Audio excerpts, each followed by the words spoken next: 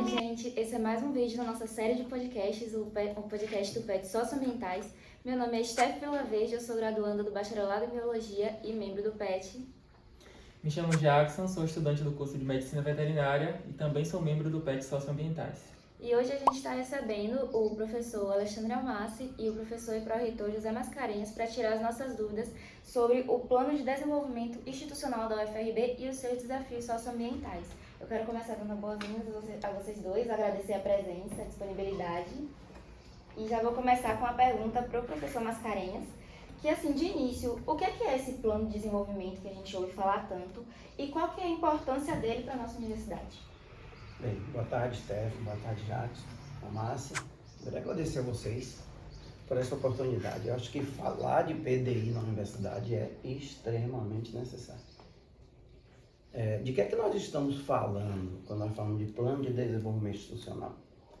Nós estamos falando da grande ferramenta de planejamento da universidade. É neste instrumento que a universidade se mostra e diz para onde quer caminhar em um determinado período de tempo.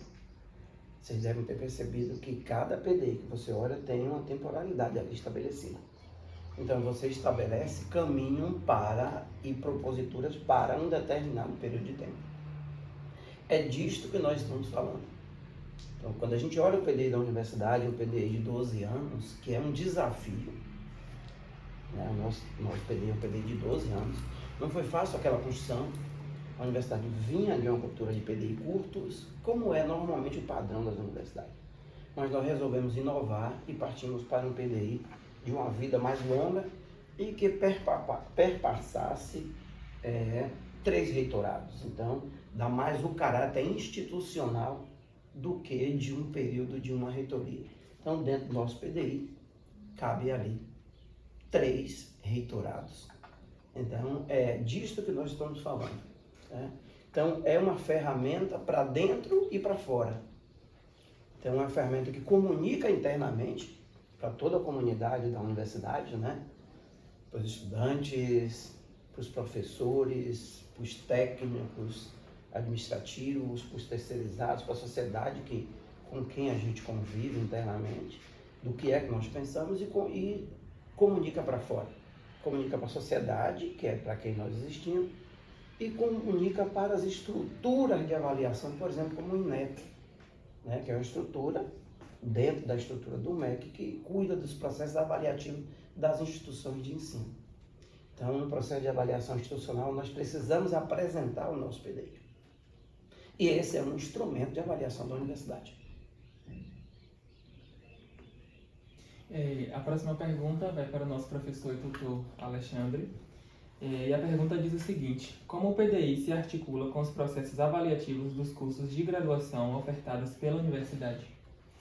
Certo, vamos lá. Primeiro eu quero saudar a Steph, grande prazer poder estar aqui, compartilhando esse momento, Jackson também, nossos estudantes do PET Socioambientais, e contar com a presença aqui ilustre nessa sala do nosso vice-reitor, né, professor Mascarenhas, tão importante, e a gente fica muito agradecido pelo aceite ao convite. Muito bom compartilhar esse momento com você, professor Mascarenhas.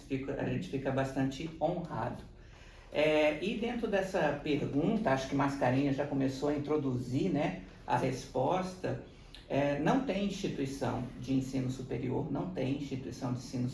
que não tenha que apresentar ao INEP, que é o órgão responsável pelo sistema de avaliação dos cursos de graduação, um plano de desenvolvimento institucional. Todas são obrigadas a apresentar isso. E são obrigadas a ter também, porque as instituições precisam saber aonde elas querem chegar, o que elas se propõem, o que é prioritário para fazer, o que é necessário fazer. É a instituição que tem que dizer, é a instituição que tem que demonstrar.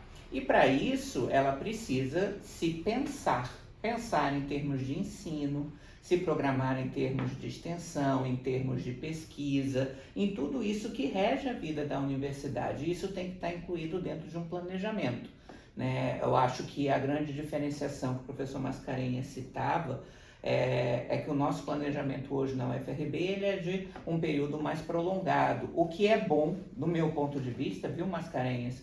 Eu acho que é muito bom, porque deixa de ser uma plataforma de trabalho de um reitorado para ser um plano realmente institucional que abrace as necessidades de... Podem ser diferentes reitorados que venham pela frente, mas a instituição já norteia aonde ela quer chegar, já tem um norte de onde ela quer chegar. Em termos de avaliação, o foco, né, o cerne de uma avaliação dos cursos de graduação produzidas nas comissões de avaliação que o INEP acompanha, se dá justamente pelo plano de desenvolvimento institucional. Toda comissão, quando vai iniciar um processo avaliativo para ver se um curso de graduação está funcionando bem, seja em qualquer instituição, na nossa ou não, a comissão vai primeiramente observar o que foi planejado, do que foi planejado, o que já foi alcançado, do que foi planejado, o que falta ainda alcançar e o que está sendo feito para alcançar. Então, isso está norteado em cima do plano de desenvolvimento institucional. Eu acho que foi muito salutar o PET Socioambientais ter escolhido essa temática para trazer para o videocast, porque muitas vezes boa parte da comunidade acadêmica não tem conhecimento da importância do que significa o plano de desenvolvimento institucional e o quanto ela precisa participar ativamente do processo, né? Porque se ela não participa ativamente do processo, ela não diz o que ela deseja, ela não consegue colocar num documento exatamente o que ela deseja, ou aonde ela quer chegar. E isso é uma grande fragilidade, então a participação se torna fundamental. Muito obrigada. Trazendo a bola de novo, assim, professor Mascarenhas, como discente, a gente percebe um incentivo muito grande para que a gente participe da autoavaliação institucional. E, assim, o quão importante essa autoavaliação, a própria parcela discente quando vocês vão elaborar e revisar o plano? Eu diria que nós existimos em função dos estudantes. Qual é a razão de ser da universidade? Tá? Isto dá a quem elabora o PDI uma responsabilidade, mas também dá uma responsabilidade muito grande a vocês. Tá? E eu estive à frente do processo de elaboração desse PDI que está aí. Nós tentamos, de todas as formas, trazer o máximo possível os estudantes à participação. Quando a gente pensa em qualquer processo de planejamento, ele tem planejamento mensal, né? E principalmente quando a gente pensa em um planejamento estratégico, porque dentro das instituições nós temos alguns tipos de planejamento. Desculpe se eu estou sendo muito professoral, tá? Mas quando a gente fala de PDI, a gente está falando de um planejamento estratégico porque ele é da instituição. E esse planejamento ele é fragmentado e aí ele vai tendo nomes diferentes. Então ele vem planejamento tático e vem planejamento operacional, quando a gente vai descendo na pirâmide do desenho organizacional. Então, quais são os passos de processo de planejamento? O primeiro passo é você fazer análise de ambiente. Então, você analisa para dentro e você analisa para fora. Então, essa análise para dentro, vocês precisam se apresentar. Quem são os nossos estudantes? Percebem o quê? Querem o quê? Querem transformar suas vidas, mas as vidas de quem? Então, aí já é um espaço importante de participação, que é essa definição de o que é que nós somos mesmo. Tá? Então, essa leitura de ambiente para dentro e a participação com as contribuições para a leitura para fora, que aí seria a análise externa, é um passo importante e vocês precisam estar contribuindo nessa leitura. Segundo passo do processo de planejamento é definir os objetivos da instituição. E vocês também precisam ter papel relevante nisso. Né? Quais são os objetivos importantes em relação ao ensino? Para onde a universidade precisa caminhar em termos de ensino? Quais são os objetivos estratégicos em relação à pesquisa? Correto, Samás? Para onde a nossa pesquisa precisa caminhar? Quais são os nossos objetivos importantes em termos de ações de extensão? Como a gente vai estabelecer esse diálogo com a sociedade? quais são os nossos objetivos estratégicos em termos de ações afirmativas, para onde a gente precisa caminhar. Como a gente deve se comportar em termos de ações de gestão. É construir mais um prédio ou ter outro tipo de ação que gere impactos distintos? Ampliar bolsas. Ampliar bolsas, por exemplo. Correto? Trabalhar um processo de inserção diferente. Financiar mais projetos de extensão, avançar na ATE. PETs institucionais. PETs institucionais. Então, quais são esses objetivos? Tá?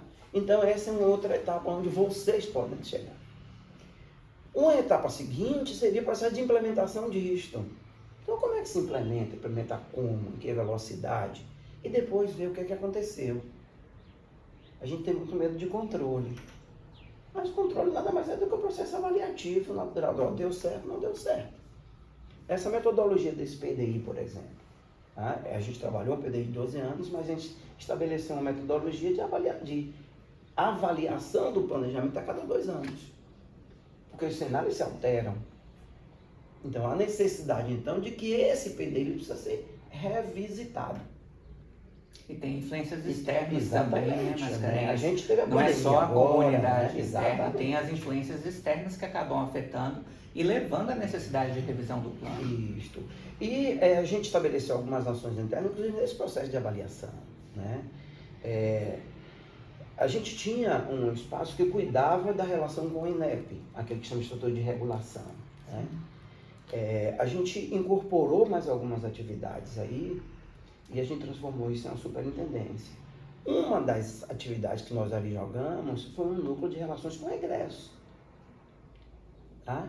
Este é um outro processo de espaço de fornecimento de informação extremamente relevante para a universidade. O que aconteceu com quem aqui passou e hoje está no mercado, está tocando sua vida lá fora? Como a universidade contribuiu para a transformação da sua vida, efetivamente? Nós falamos muito de uma universidade inclusiva. A gente precisa ver se nós estamos sendo efetivamente inclusivos.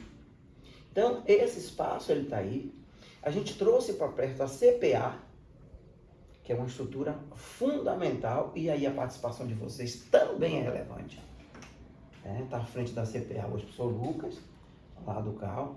Não é que eu sou muito velho não, mas ele foi meu aluno na graduação. Né? E aí passeou, foi para fora do estado, e depois ele pediu, né, uma redistribuição para cá e está conosco. A CPA intensificou. E quando a gente estabeleceu as conversas iniciais sobre a atualização do PDI, uma das coisas que nós fizemos questão de estabelecer é que a CPA viaje junto. Que a CPA tem toda uma estrutura avaliativa também que a gente precisa trazer e olhar essa avaliação. Olhar como? Dando retorno. Porque se eu só aplico um processo avaliativo, eu não avalio esta avaliação e não respondo aquilo que a avaliação sinalizou, na próxima vez ninguém vai querer responder. Correto? Então, a responsabilidade é nossa de elaboração, mas é muito grande também a responsabilidade de vocês. E busquem participar. Eu tenho defendido bastante isso. Recentemente, na posse aqui do CCB, eu fiz questão de fazer esse registro. Sinto falta da presença de vocês nos conselhos maiores da universidade. Tá? Sinto falta de vocês no Consune, sinto falta de vocês no CONAC, que ali são discutidas questões acadêmicas da universidade. Sinto falta de vocês no Conselho Curador da Universidade, que é o espaço que discute as questões administrativas da universidade. Inclusive, se esse PDI está sendo corretamente implementado ou não. Tá? Então, eu gostaria também de dizer a vocês, venham com a gente, porque vocês precisam ter relevância nesse caminhar. Esses espaços, né, de representação discente, eles são fundamentais. E muitas vezes eles não estão ocupados, como o professor Mascarenhas está dizendo, né? E na falta da representação discente, a gente acaba tendo uma fragilidade que é um olhar de quem acaba sendo a razão principal de tudo isso que existe, que não aparece, que fica invisibilizado. Isso é muito perigoso, né? Então, Quando a gente pensa nos colegiados de curso, que está mais próximo, e normalmente a gente tem a representação discente atuante, mas também conselho diretor, nos conselhos superiores, todos esses espaços, que são espaços legítimos de representação discente, eles precisam estar ocupados, eles precisam ser bem ocupados. E quando eles não estão ocupados, a gente corre o risco desse cenário de que fique invisível a opinião dos estudantes e a vontade dos estudantes manifestada. E também o próprio posicionamento dos estudantes em relação às temáticas que são abordadas, que afetam a vida de todos. Sim. Essas participações geram eco, né, no funcionamento e no pensar a universidade. E vocês precisam nos ajudar, né, a olhar e a projetar a universidade. Eu não sei se eu transferi mais a responsabilidade. Eu senti um pouquinho. Eu senti uma pressão aqui. Rolou uma pressão aqui.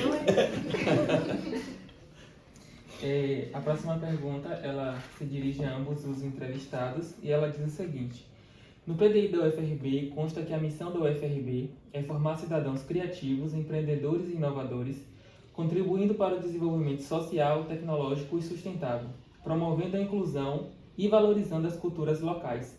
Na visão de vocês, como a sustentabilidade deve ser tratada em nossa instituição? Você começa? Eu começo? Tanto faz. Vamos lá, então vou começar aqui. Não tem como hoje em dia a gente poder pensar institucionalmente sem levar em consideração tudo que a gente está vivenciando, né? A gente vivencia um mundo ameaçado, extremamente ameaçado do ponto de vista ambiental, vou colocar assim, né? As mudanças climáticas estão aí. A gente hoje, em pleno mês de dezembro, assiste uma enxurrada de chuvas para todos os lugares, num volume imenso, causando uma série de tragédias sociais, né? E também do próprio ponto de vista ambiental. Então, uma instituição de ensino superior, ela não pode se esquivar da responsabilidade que ela tem de lidar com essas questões, né? De lidar com todas as ameaças que estão sendo construídas, e como uma instituição de educação, focada na educação, ela tem uma missão que transcende também apenas a formação dos seus estudantes. Ela precisa também estar junto com a sociedade, alertando e trabalhando em conjunto com diversos órgãos, nas diversas esferas, e junto à sociedade em prol de mudanças que possam significar a construção de um cenário menos ameaçador do que o que a gente tem hoje, que é extremamente ameaçador.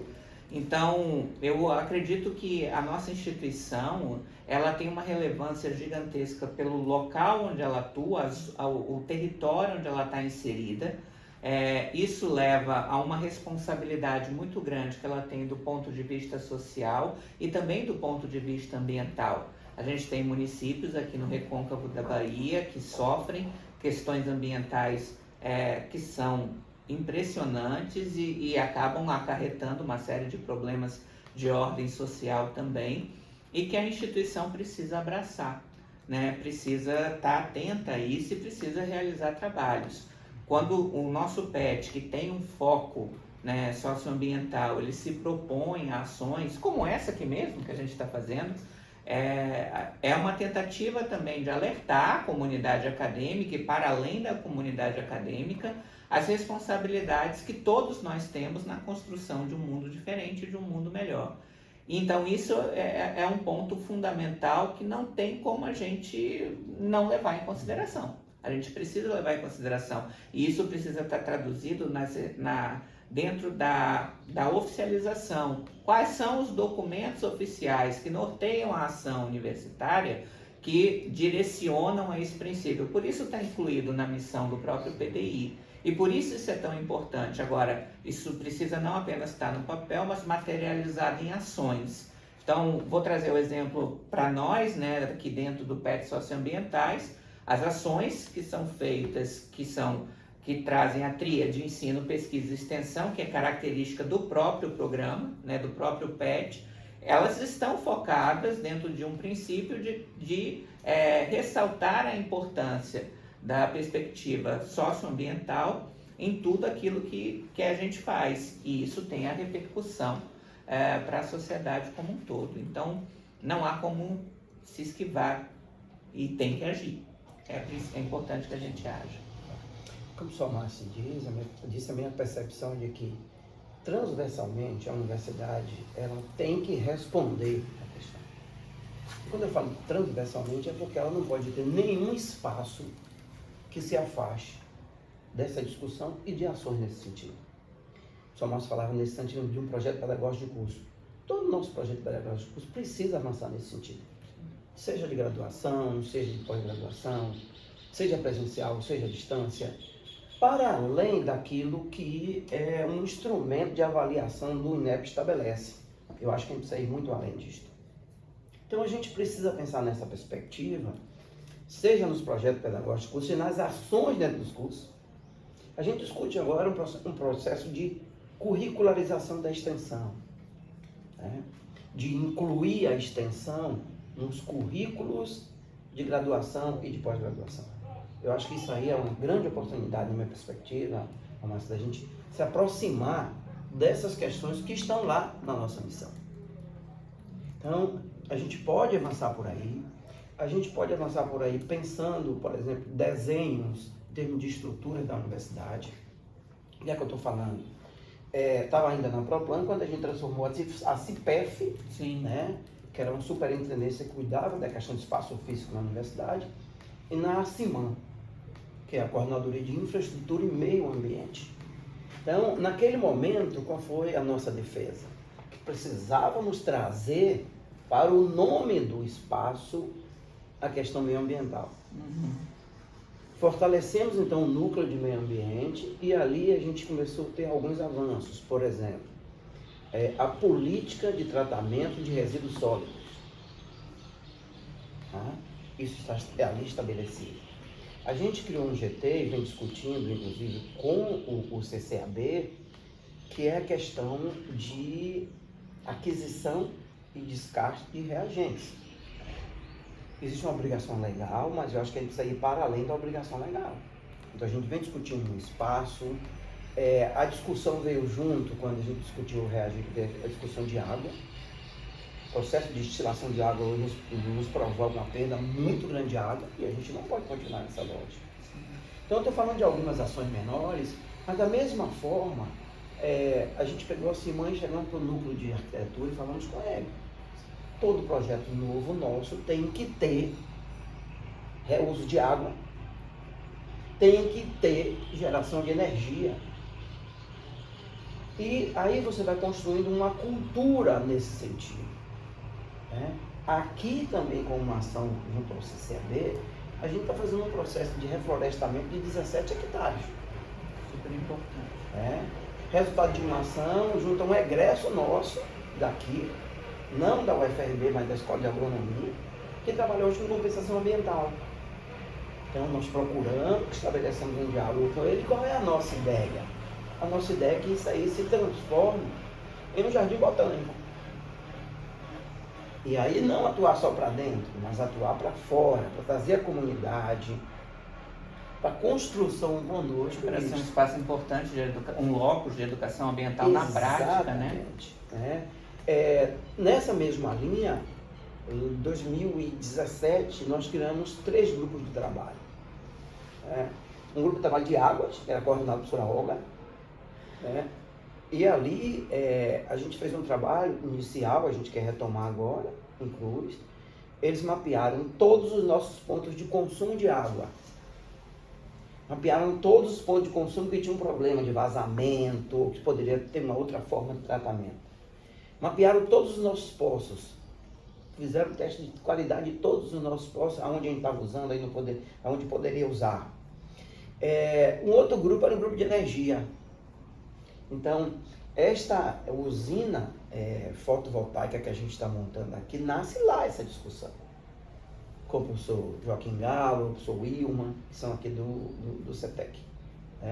Então, ali a gente começou a discussão a gente tinha uma ideia menor, não tínhamos grandes recursos, a ideia é que nós tivéssemos 2 pilotos. Um piloto seria lá no prédio de agroecologia, Sim, que tem tudo a ver, inclusive com a perspectiva do curso. sim. E o outro seria em cima do prédio de laboratórios aqui do CETEC, porque a nossa ideia é que tenha uma função ambiental, mas também uma função acadêmica. Nessa discussão, a gente evoluiu dentro do Fórum de Pró-Reitores e chegamos ao MEC. E falamos que as universidades tinham interesse em avançar na perspectiva de usina fotovoltaica. Foi aí que a gente avançou nas discussões, houve uma sobra de recursos, que não estava no nível de escassez que a gente está agora. Então, houve uma sobra de recursos. Naquele momento, a gente pactou com eles e nós recebemos 1.800.000 de equipamentos, que é essa usina fotovoltaica que a gente está aqui colocando agora. Um pedaço a gente levou para a feira, porque também lá temos o curso de engenharia de energia. Então, são ações que a gente pode trazer. Nessa mesma linha, a gente tinha um outro GT que é chamado de GT Comunicação. Foi dali que nasceu, por exemplo, a central de atendimento da universidade. Que aí tem uma ação com o social diferente, forma de acolher, diálogo como se estabelece, tudo isso. E trazer só mais um exemplo para ver como as coisas podem acontecer de forma transversal. Eu estou com o professor Márcio no mestrado de gestão de políticas públicas e segurança social. E em um determinado momento eu fui provocado por um estudante nosso, colega nosso, servidor, que disse que estava fazendo um trabalho, mas que não estava muito animado com o trabalho e queria fazer uma mudança na orientação dele. E eu disse, olha, converse com o seu orientador, seu orientador. E aí meu amigo, nosso amigo, é de Gilson, não, com as caninhas e tal. Então, qual foi o resultado do trabalho desse menino? O Hélio, que hoje faz doutorado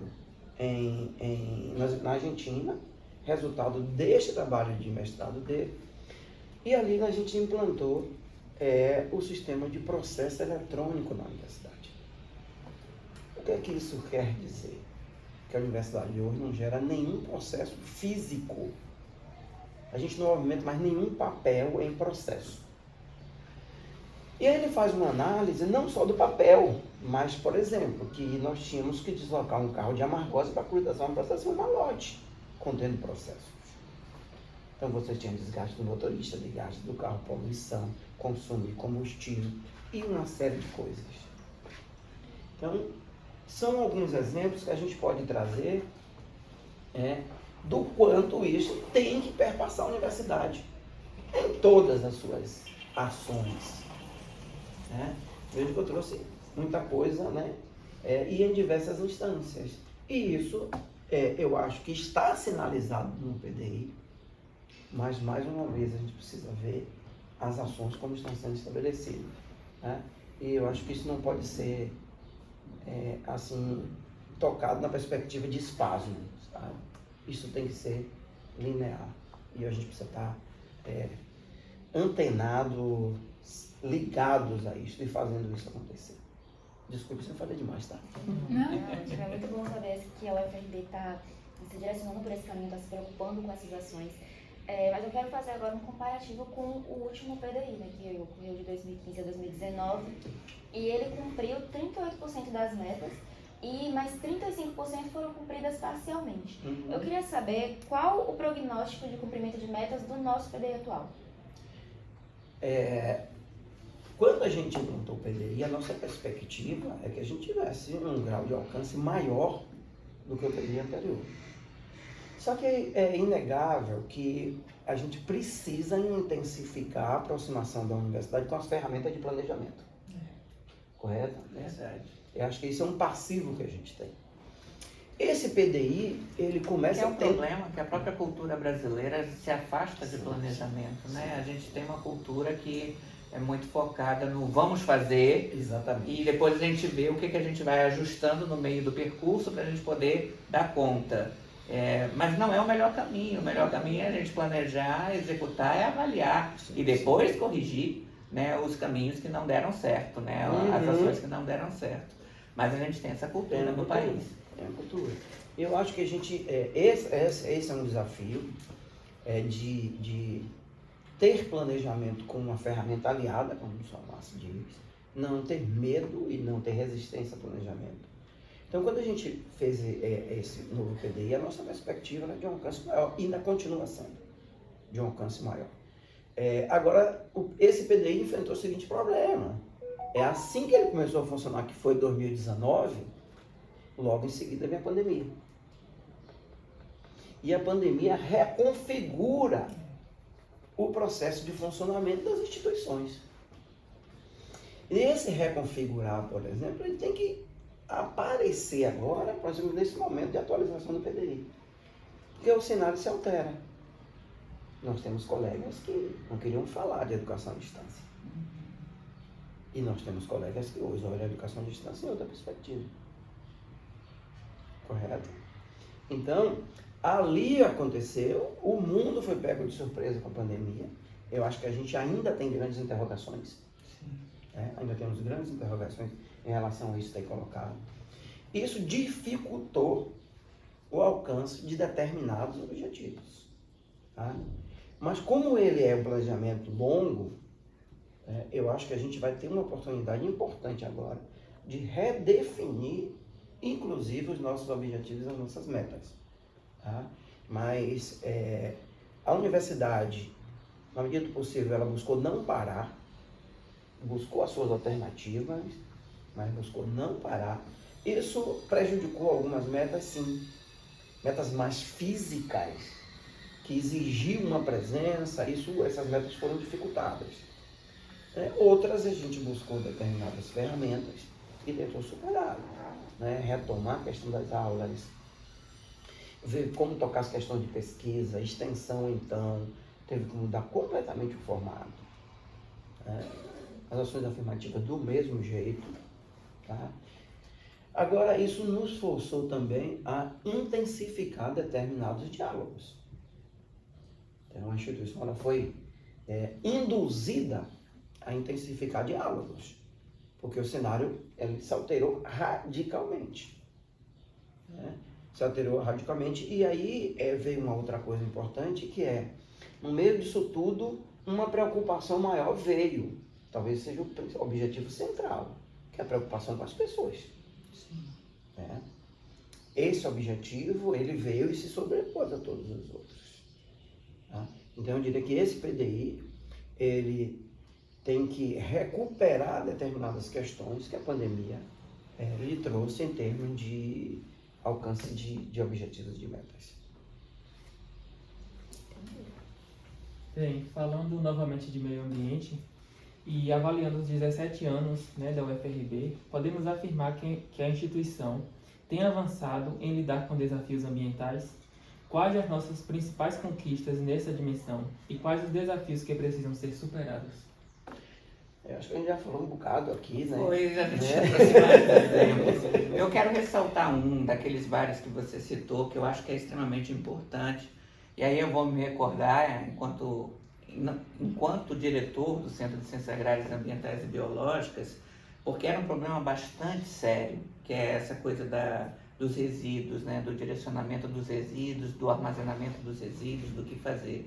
Então, a gente hoje ter a percepção de uma política institucionalizada em relação a isso é alentador, porque isso era um problema muito grave, Obviamente que, como todas as ações que a gente precisa realizar do ponto de vista da gestão, ela precisa também passar por avaliação periódica, ajustar caminhos se for necessário, mas é algo extremamente importante. Toda instituição que precisa, que gera resíduos, todas elas geram, mas existem alguns, o professor Mascarenhas citou, como por exemplo a questão dos reagentes, que são seríssimos, e com um risco ambiental extremamente grave. Então, é necessário realmente que a gente tenha, e isso surgia, então a gente tinha uma necessidade muito grande desse problema ser superado, e ver hoje isso já concretizado, já demonstra a atenção que a universidade está tendo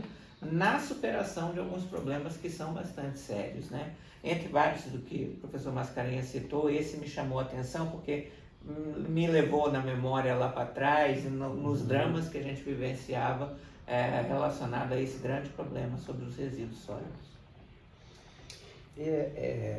Ainda bem que o Sr. Márcio trouxe isto, porque uma das coisas que eu acho que a gente precisa intensificar é a aproximação entre as instâncias que compõem a universidade. Porque resíduos nessa perspectiva, a gente gera em Cruz das Almas, a gente gera em Feira, a gente gera em Santo Antônio, a gente gera em Amargosa, tá? Em Em Cachoeira. Então, eu acho que esse é um dos grandes desafios da universidade, é aproximar as suas instâncias. Eu estou falando das instâncias que efetivam a universidade, que são os centros, os seus 7 centros de ensino.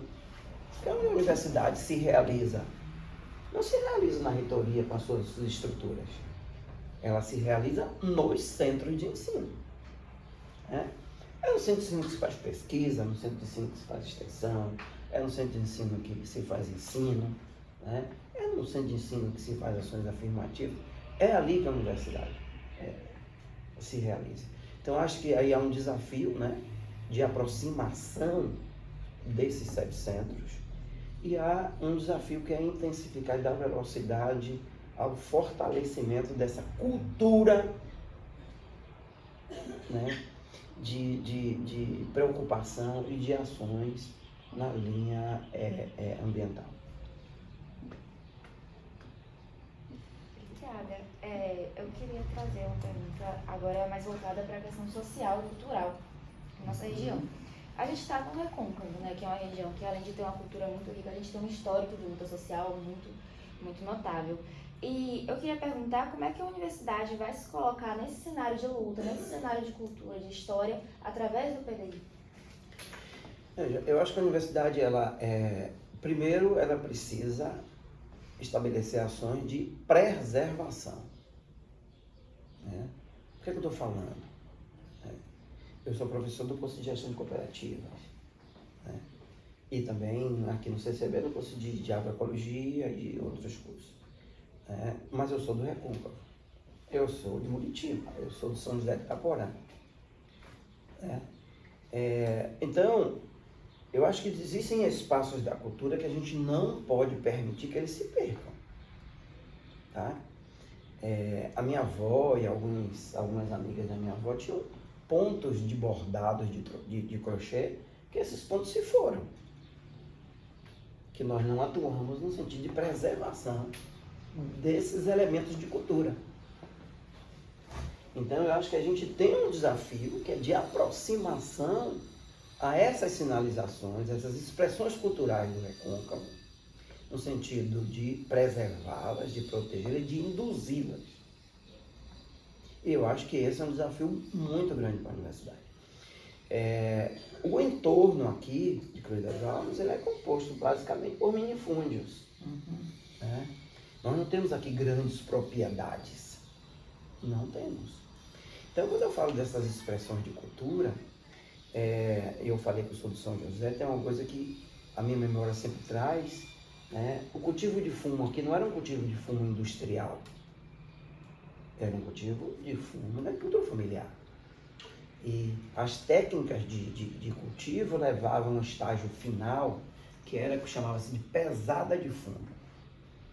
Que era isto, Se plantava o fumo, se colhia, secava, fazia, como chamavam, as manocas de fumo, as mãos de fumo, e depois se fazia as mesas de fumo, as câmaras de fumo. E quando estava perto do período de vender o fumo, o dono da casa chamava os vizinhos, para fazer a chamada pesada de fumo. Então tinha ali uma prensa, colocava-se um pano e se enchia aquilo. Como é que isso se processava? Os vizinhos faziam trabalho, as vizinhas ficavam na cozinha, papeando, e os papos de cá, os homens contando aquelas mentiras todas. E lá, mas era um espaço de encontro, era uma expressão cultural que morreu, essa expressão cultural, nós não temos mais. Semelhante à batida do feijão, que alguns espaços aqui próximos de Feira estão buscando restaurar. Então, existem elementos de cultura, como da música. Recentemente, aqui a Lira fez 100 anos. Cruz das Almas tem duas, né? Tem a Euterpe e tem ali, É. as duas centenárias. E o Recôncavo tem muito isto. Né? Samba de roda, como é que a gente está se aproximando disso? A gente tem um centro de cultura em Santa Mara, né? Com 3 cursos de música. Né? Então tem todos esses elementos que eu acho que a universidade ela precisa fazer essa aproximação. E com muita alegria, recentemente, a nossa pró-reitora informou o nome da mudança da nossa pró-reitoria de extensão para extensão e cultura, tá? Que sinaliza algo importante por parte da universidade. Então, eu acho que o desafio não é pequeno, o desafio é grande, porque são muitas expressões, mas que a gente precisa se aproximar dessas expressões. Uma coisa nesse sentido, Mascarenhas, que eu acho que a gente tem que explorar mais, são os resultados dos trabalhos realizados na própria instituição, seja na graduação, por intermédio de trabalhos de conclusão de curso, seja na pós-graduação, em dissertações e outras produções. A gente tem muito material produzido, a gente tem muito resgate do ponto de vista cultural, do ponto de vista de história, do ponto de vista de trajetórias, mas que na verdade acaba sendo pouco conhecido da nossa própria comunidade.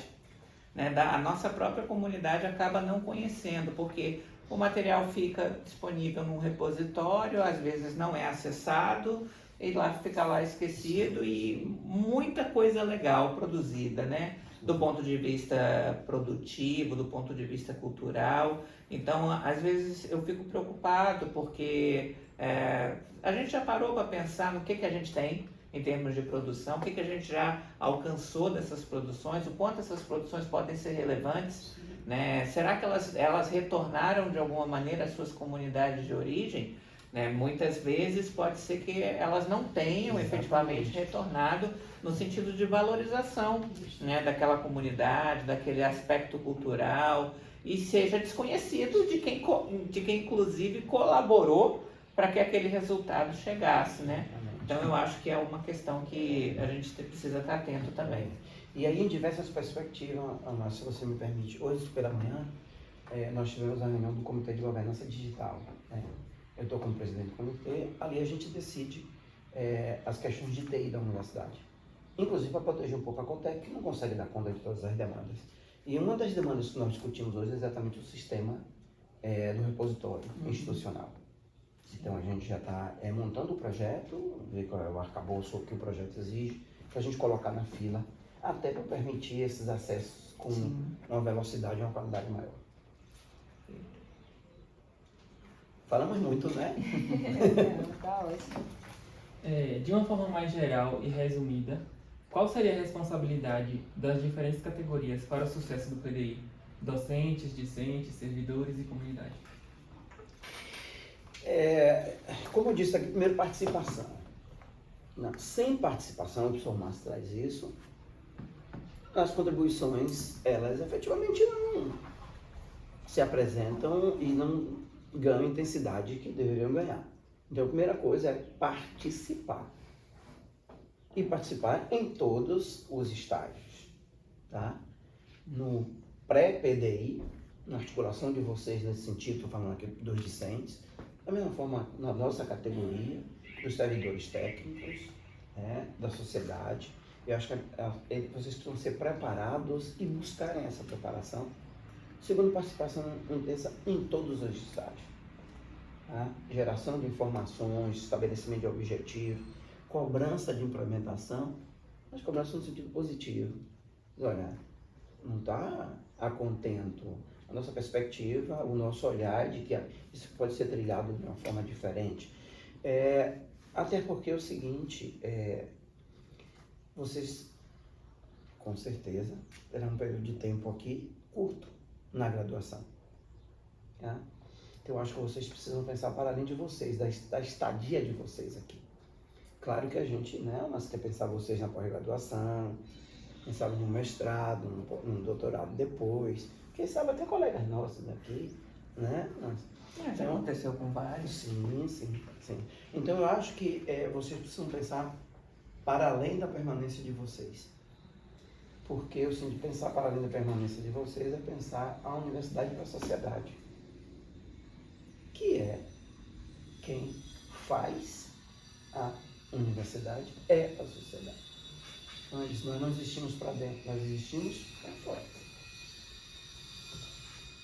Eu acho que o foco principal aqui é realmente que todas as categorias que compõem a universidade estejam atentas, né? E participem de todos os processos, porque, como o professor Mascarenhas disse, né, um PDI é pensado por um prazo mais longo. Obviamente que toda revisão que tiver dele necessita, né, do olhar de cada uma das categorias, da contribuição de cada uma delas. Se fica esvaziado, a gente tem menos instrumentos para poder qualificar o documento, né, para um ciclo que virá posteriormente. Então, essa participação é fundamental, assim como da própria sociedade civil, também deve ser consultada. Trazer mais uma, que é, eu acreditei que vocês já responderam essa, né, que é a necessidade de ficar revisando o PDI de vez em quando. Mas assim, como vocês sabem que está na hora de revisar? Qual a necessidade que aponta que, não, a gente precisa revisar o PDI, revisar o documento? Olha, nesse caso, no nosso PDI, ele estabelece 2 anos. A cada 2 anos ele é revisitado. Tá? Claro que uma revisita dessas aí, ela pode ser menos intensa em termos de alterações, tá? Mas outras não. Tá? Por exemplo, nesse caso agora, nós passamos por uma pandemia. Quando se fez aquela leitura de cenário lá para a elaboração desse PDI, nunca Ninguém ia imaginar nada disso. passou pela cabeça de alguém uma coisa dessa, né? Tem até um sujeito que eu gosto sempre de trabalhar aí quando trabalho de planejamento, um cara chamado Michael Porter, que ele tem um modelo que ele chama Diamante Nacional, que ele estuda competitividade. Ele fala aí de 4 forças, né, como ele chama. Ele diz que 2 sujeitos estão acima desse diamante. Eu não sei o que deu na cabeça dele lá, uma coisa que ele coloca que ele chama de o acaso. Que surgem coisas do acaso e que afetam. Agora nós tivemos um acaso, né? E esse acaso alterou completamente o processo de funcionamento. Então, isso vai exigir uma alteração mais radical do nosso PDI? Pode ser que sim. Em determinados momentos pode ser que a alteração seja menos radical. Mas na metodologia do nosso PDI já se estabelece que a cada 2 anos ele precisa ser reolhado. Na mesma direção dessa pergunta anterior, como a comunidade acadêmica pode participar da revisão do PDI? Veja, a CODIN, que é a Coordenadoria de Orçamento e Desenvolvimento Institucional, que está dentro da Pró-Reitoria de Planejamento, a gente vem estabelecendo uma metodologia, e André saiu, né, e Giovanni, estabeleceu um cronograma para diálogos nos centros e para diálogos na estrutura da administração central. Por que eu estou falando da administração central? Estou falando do gabinete da reitoria, as pró-reitorias, superintendentes, as estruturas que compõem a administração central. No sentido de apresentar essa necessidade de se visitar novamente o PDI e se pensar em estruturas de participação. Tá? Então, isso vem sendo feito nesse momento por essa coordenação que está dentro da Pró-Reitoria de Planejamento. Tá?